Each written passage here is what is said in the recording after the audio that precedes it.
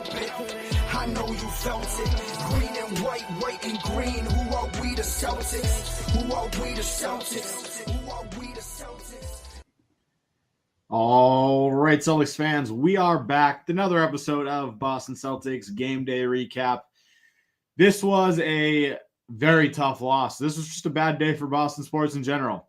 Celtics lose this one 95-92 to the Orlando Magic. This is their second straight loss to the Orlando Magic, and they are now losers of 4 of their last 5 games. The reason this podcast is coming out a little bit later than we typically see is because after the Celtics game, I watched the ending of the Patriots game, which, look it up on Twitter if you haven't seen it. It was arguably the worst ending to a football game I had ever seen. But anyway, back to the Celtics here. This was tough through and through. Not a good game for the Celtics from an offensive standpoint. Defensively, thought it was fine. Going to dive into all of that. Start the podcast, going to run it the same way as usual. Run through play of the game. Run through some of the highs, some of the lows. There's going to be a lot more lows than highs, unfortunately, in this specific game. But to get things started, as far as player of the game goes, I don't even really know where to go.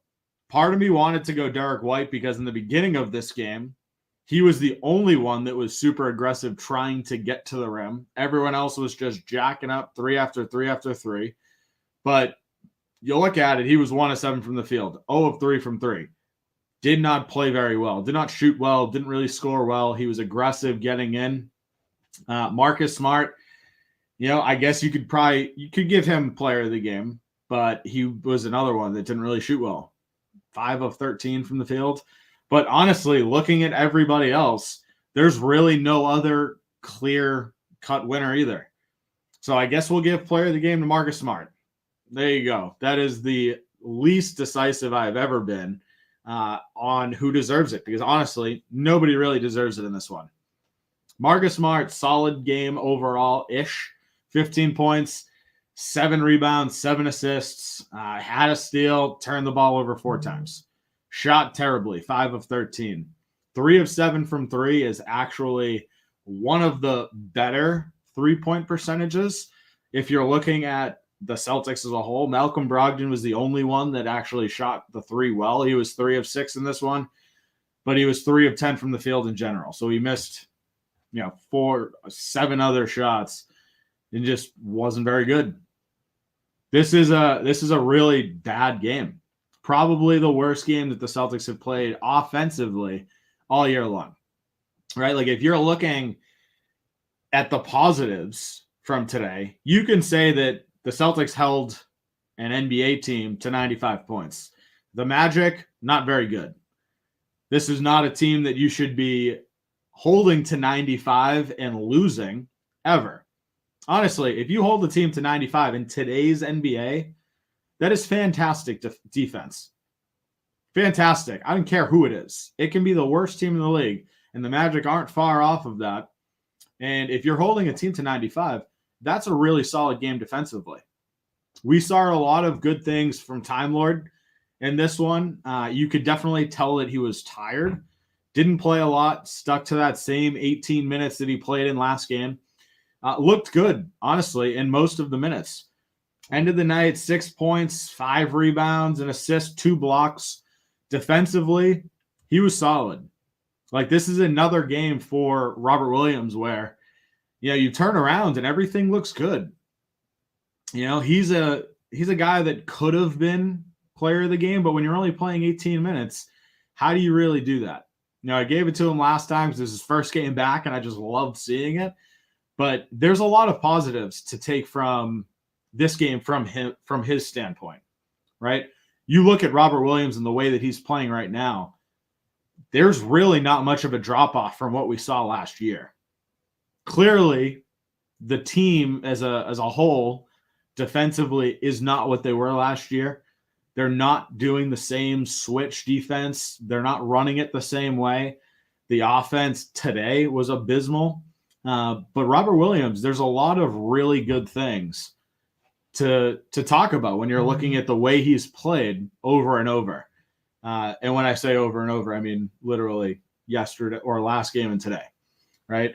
But overall, outside of that, there's really not a ton of positives to take from this one.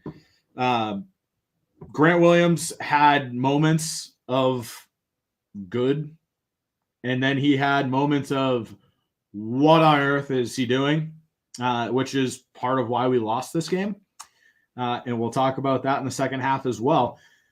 But there were points today where the Celtics had opportunities to make a run, and they did, but then they just gave one up at the other end. It was a frustrating game. It was back-to-back like losses against a pretty bad team, right? They have 11 wins. 2 of them are against us in the last 3 days. So it's really tough. Overall, as far as some of the positives go from this, we did good getting out in transition. I think that was the only part of today's game that you look at the way the Celtics played. That was the only positive that you can really take from it as a collective. I think we got out in transition. I thought we played really well in transition. Most of the threes that we did hit were also in transition. So it's tough. Again, it's not what you want, but as a team, you're trying to pull any positives from it. We had 20 fast break points. Like that's a win. Like that part is good to see. It's good to see them getting out in transition. It's good to see Robert Williams playing up to the level that we want to see him playing. It's good to see him back on the court. But this is a bad loss, and I want to dive into it. That's about all I got for positives here. So going to talk through some of the negatives. Before we dive into that, though, I want to take a quick break for a word from our sponsors. This podcast is brought to you by Hopewell Hemp Farms. Hopewell Hemp Farms is your only source for the highest quality American-grown hemp products. If you're like me and love to be active, whether that's playing in an adult softball or basketball league, or your level of activity is limited to yard work, one thing is for certain. As you get older, joints start to hurt. Well, I turn to Hopewell Hemp Farms Body Butter to relax those joints and their amazing tinctures to help me fall asleep. Check them out at hopewellhempfarms.com today and stock your nightstand the only way I know how. Looking for an agent to help you buy or sell real estate? George Dimas at PD Properties is the agent for you. Sell now for a flat 3% commission on the sales price. PD Properties utilizes the most current marketing techniques and strive to put more money in your pocket. If you're looking to buy, call now and George will be with you every step of the way until you find a property you're able to call home. Serving the North Shore and beyond, call George Dimas with PD Properties today at 781-913-2290. That's 781-913-2290. The NBA season is heating up and there are still so many unknowns, like can the Celtics continue on this unbelievable stretch of basketball and break the NBA offensive rating record? When I'm looking to get in on that action, I bet with DraftKings Sportsbook, an official sports betting partner of the NBA. New customers can bet just $5 pregame moneyline on any NBA team to win their game and get $150 in free bets if they do. Check this out. Right now, everyone can earn up to a 100% boost with DraftKings stepped-up same-game parlays. Go to the DraftKings Sportsbook app, place a same-game parlay, and combine multiple bets like which team will win, total rebounds, and more. The more legs you add, the bigger the boost, the bigger your shot to win big. Do you think Jason Tatum's going to score 35 in a Celtics 10-point game? This is the type of action you can get in on the DraftKings Sportsbook app. Download the app now, sign up with code TBPN, place a $5 pregame moneyline bet on any NBA team to win their game, and get $150 in free bets if they do. That's code TBPN only at DraftKings Sportsbook. Minimum age and eligibility restrictions apply. See show notes for details. All right, so want to dive into some of the negatives here. And honestly, I have to start with Jaylen Brown. He scored 24 points in this one, had 14 rebounds, so I'm going to give him credit where credit is due. He did his job rebounding. And he started off early. He had like 3-4 rebounds in the first 2 minutes of this game. So Jaylen Brown was hitting the boards early and continued to pick up the slack for this team in general. Like, if you look at the way that the Celtics played last game against Orlando, they got murdered on the boards. The Celtics, to their credit, flipped the switch, and all of our players came out and rebounded pretty well in this one. You look at the entire starting lineup, Derek White had the least with 5. Everybody else, Grant Williams, 6, Horford, 6, Smart, 7, JB, 14. So I'll give Jaylen Brown some credit because he went out there and rebounded with the best of them. This was a great game from him as far as rebounding goes, but he shot 10 of 25 in this one. He was 2 of 10 from 3. This Celtics team did not have Jason Tatum tonight, and I'm not using that as an excuse, but when Jason Tatum is not playing, you need Jaylen Brown to go out, pick up some of that slack, because he's very much your, 1A, 1B player. Like, I don't think it's a 1-2 situation. Jaylen Brown is, an all-NBA candidate at this point. He's an all-star. He should be making the right plays, the right reads. And tonight he struggled. 10 of 25, 2 of 10 from 3. But he also had 5 turnovers in this one. Led the team with 5 turnovers. This is not a good game from Jaylen Brown. It's not what you need when you don't have Jason Tatum. Like, that part is really the kicker. You can have a tough shooting night when you have your other star there with you to kind of pick up some of the slack. Tonight, you didn't have that. You can't go out there and play flawed basketball, right? You need to play up to your potential. And that, honestly, that goes for Jaylen Brown, but it also just goes for the rest of the Celtics in general. We didn't really see that. Everybody turned the ball over tonight. This was a high turnover game. The Celtics turned the ball over 17 times. It's just not good. It's not what you need against a good team. It's not what you need against a bad team either. And that's kind of what happened tonight. Overall, you look at the turnovers. Grant Williams, 4. Marcus Smart, 4. Derek White, 2. It's not too bad there. But Jaylen Brown, 5. Like, it's not a good performance from him. It's not a good performance from the Celtics. And you got to give Orlando some credit because they were super aggressive in this one. They deserved to win. The Celtics did not deserve to win. They had the opportunity to, but Grant Williams, giant bonehead mistake, and threw an absolutely horrible inbounds pass. So I'm going to talk about him a little bit here. Grant Williams did a couple of really good things. He got to the rim a couple times off of his up fake drive, got to the rack, made a couple of good plays.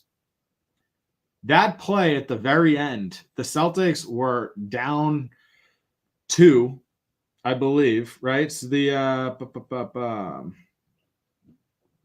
were down 93-92 with 10 seconds left after stealing the inbounds pass. And then Grant Williams just throws an absolutely abysmal inbounds pass to JB on the other end. Joe Mazzulla calls a timeout, draw up a play, and Grant Williams just throws the ball away. Nothing. Couldn't get anything going. And that is just as shitty of a feeling as it gets. Because that's an opportunity that JB wants. JB needs. Very rarely does JB get the opportunity to take a last second shot because Jason Tatum is here. And when Jason Tatum's not here, guess who the next guy up is? Jaylen Brown. And for him to have that opportunity taken, it just sucks. It's similar to the way the Patriots lost today. It's not a way you want to lose a game. And that's the reason that we lost the game. We didn't have the opportunity to even, make anything of it. So that part's tough, but you look at the way the Celtics as a whole, this is just a overall horrible, horrible shooting night. I thought yesterday, or not yesterday, I keep saying yesterday, last game against Orlando was a horrible offensive night. And it was. I'll stand by that statement. I didn't think that it was going to get worse. And it did. Like, this was a really just piss poor performance on the offensive end. We ended the night 12 of 47 from three. We took almost 50 3-point shots and made 12 of them. We shot 25%. And then the part that makes it worse is that we only took 89 shots in general. So more than 50% of our shots tonight were from three, and we shot 25%. When you're taking more than 50% of your shots from three and you're shooting 40%, which is what the Celtics, again, were shooting at one point in the season. I think that number is sunk below there at this point. But when you're shooting 40%, you can take as many threes as you want, right? But when you're not shooting 40% or not shooting anywhere near 40%, taking more than 50% of your shots from three is not a good idea, right? And it was very clear early on it was not working from three. Like, there was a point at the end of the first quarter, the Celtics were 2 of 11. At halftime, we were 5 of 24. So, like, the shooting didn't really get better anywhere.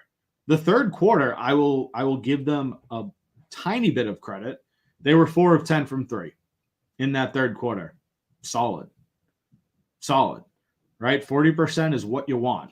Like, that's a great percentage for an NBA team. But right now, the fourth quarter just fell off too. Everything through and through, this game was just a bad shooting night. And honestly, it's everybody. Grant Williams, 1 of 6. Al Horford, 2 of 9.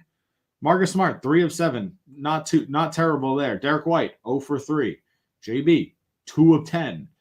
Sam Hauser, 1 for 4. All of these guys. Peyton Pritchard, 0 for 2. Like, he actually got a couple minutes today. Did nothing. Like, they put him in, tried to get some energy, didn't work. So it's just it's a really tough game. Really tough game. Celtics ball and player movement just wasn't there. Shots weren't falling. Guys, there were opportunities for the Celtics still to make a run and still have an opportunity to win this game. But they didn't deserve it. They didn't deserve it at all. Just a really tough game if you're a Celtics fan. Tough day for Boston sports in general. But honestly, I don't really want to dive too much into it. This is a really bad game. And honestly, at this point, losing 4 of our last 5 games with, honestly, if Anthony Davis hits a couple free throws, like, we're sitting here losing 5 straight. And I don't know if the Celtics would have responded after that Lakers loss. But, like, again, I know it's all hypothetical, but at the same point, 4 out of the last 5 isn't good either. Doesn't really make a difference if it's 4 of the last 5 or 5 straight. Both of it sucks, right? So at this point, the Celtics have a couple days off. We don't play till Wednesday night. That is going to pick back up on our 7-game homestand. That'll be game 3 of the 7-game homestand. That one's against Indiana. Hopefully, the Celtics get some rest. They get their minds right, and they come out ready. Time Lord will be back. He'll have a couple days off. Jason Tatum will be back. He's going to have a couple days off. Hopefully, these guys just come back refreshed. And they come back and really just start putting the ball in the hoop. It's as simple as that, right?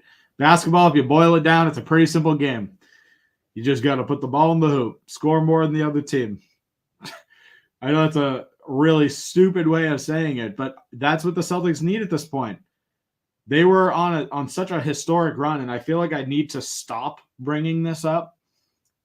But it's really frustrating to watch a team that is very capable, because we saw it over a pretty large span of basketball, 20-plus games of having, on pace for a historic offensive season, for them to not just slow down, but really just fall off a cliff in a 6-game stretch, really just, it sucks. It's hard.